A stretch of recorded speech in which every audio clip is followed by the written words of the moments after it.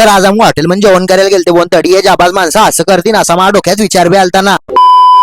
तर मी आपली रंभा घेऊन येत राहतो इकडे श्रद्धा सबुरीच्या शाळेकडे. का बरं त्याचे पुस्तकं येईल होते, ते पुस्तकं घेणे होते शाळेमधून. आडियाला पुस्तकं वगैरे घेतले. आरशा म्हणतो इथले हो मी शाळेत एक वहिनी आहे ना म्हणे. अरे म्हणून तर म्हटलं तू ही काही बोंब पडली नाही, चाल म्हटलं गुपचूप. मग काय आपली रंभा काढली शिदे आम्ही निघून गेले घरी जायसाठी. आमच्या गावचा रोड इथला जाबाज झालाय, फपुट्यानं माणसानं माणूस ऐकत नाही, बाकी तरी बी त्याचा कोणी नेल्लेवाट काही लावत नाही. मग मी येत राहतो भाऊ घरी. श्रद्धा सबुरीचे पुस्तकं पाहिले ते ना आणि ते डायरेक्ट दवलतच आले ना. म्हटलं सबुरी तू पुस्तकं फाडजो नको ना. सबुरी 1-2 दिवसातच त्याचे 12 वाजून टाकते, मोला मागायचे. म्हटलं मग मी येत राहतो भाऊ दुकानावर. ते पॅरोगॉन कंपनीवाले होते, ते काही लावत होते त्यांचं बॅनर वगैरे. म्हटलं चला ठीक आहे लावा. मग रात्रीच्या टायमाला दुकान वाढवलं बुवा. हे दोघी जाबाज माणसं येईल होते दुकानावर. का बरं हॉटेलमध्ये डेमो मारायला जाणं होतं. मग इकडे आले हॉटेलमध्ये. म्हटलं का रे काय लाईन आहे म्हणे. काही नाही म्हणे, पहिले बोलवा पापड म्हणे मारून देऊ ताव. आम्ही पुरे पापड खाऊन घेतले. बाकी आमच्या धीम्या माणसाचं बरं चालूच होतं धनंजयचं काम. इथल्या धीरे जेवतो आमचा जवान की कासव पुढे चालला जाईल. आणि इकडे पाहतो भाऊ भाज्या टाकतोय ना अतुल गुरुजी कसा पाहतोय.